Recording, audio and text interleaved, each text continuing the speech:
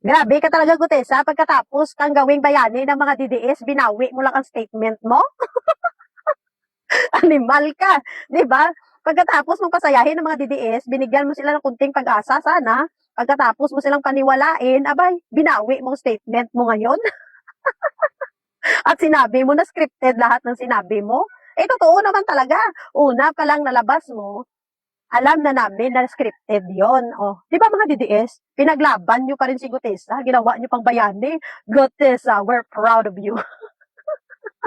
Marcoleta, we're proud of you. Defensor, we're proud of you. Di ba? Ginawa niyong bayani yung mga huhang na yan.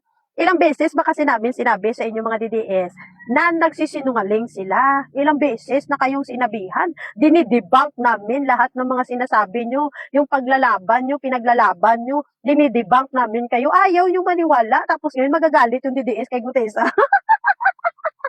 Hindi na kayo maintindihan kung ano talaga ang gusto nyo. Di ba?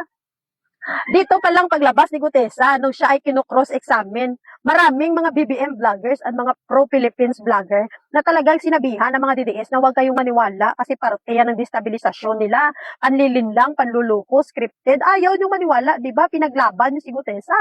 Di ba? Talagang ginawa nyong hero nga eh. Mga animal kayo. Imbes na kay Gutesa kayo magalit kasi niloko kayo, kami ang pinagalitan nyo kay sinasabi nyo na nagsisinungaling kami. O ngayon dahil binawi niya kanyang statement, sino ngayon ang sinungaling? Ilang beses na kasing sinabihan ayaw makinig. Di ba? Alam nyo, kayo mga DDS, ginagamit kasi yung mga emosyon nyo. Ginagamit yung sa loobin nyo, ginagamit kayo ng mga kauri nyo para magalit kay sa gobyerno. No? Ginagawa nila yan mga panluloko sa inyo, yung mga paninira nila sa gobyerno natin, yung paninira nila sa Pangulo. Kasi parte ng destabilisasyon nila yan. Naniniwala kasi sila na pag nasira nila ang Pangulo, ang administrasyon, ang gobyerno, eh may tsansa nga si Sara ang makaupo. Kaso hindi nga nangyayari. Ilang beses na niyang destabilize na yan. Ilang beses na ng revolusyon, ilang beses ng destabilisasyon, pero walang nangyari.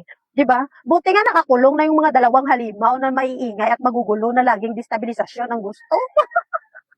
So dito kay Orly Gutesa, inamin niya no, na ang gumawa at ng script niya ay walang iba kundi si Defensor at si Marcoleta. Kaya kung matandaan natin, nung kinu-cross-examine itong si Gutesa, no, eh nagbuka siya dong tanga. At syempre, sinasalo siya ni Marcoleta. Kasi si Marcoleta din pala ay parte ng kanyang script. 'Di ba? Kaya after ng pagpakita ni Gutesa, eh nawala siya ng parang bula. Tapos ngayon nagpakita na siya kasi yung mga amo niya nakakulong na, why na budget, why na kwarta.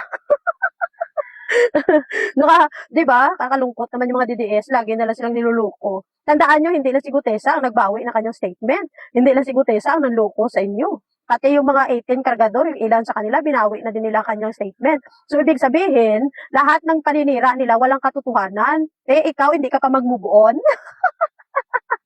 Malita ka pa rin nga malita. Mamalita ka pa ng malita. Binabawi ng kanila yung statement nila. Paano hindi nila bawiin? Basta ebidensya. 'Di ba? Ebidensya pa rin labanan natin, hindi kwento. So, ayun lang. Mainit din na balita na ang inyong superhero na si Gutisa, eh, why na? Baldan na.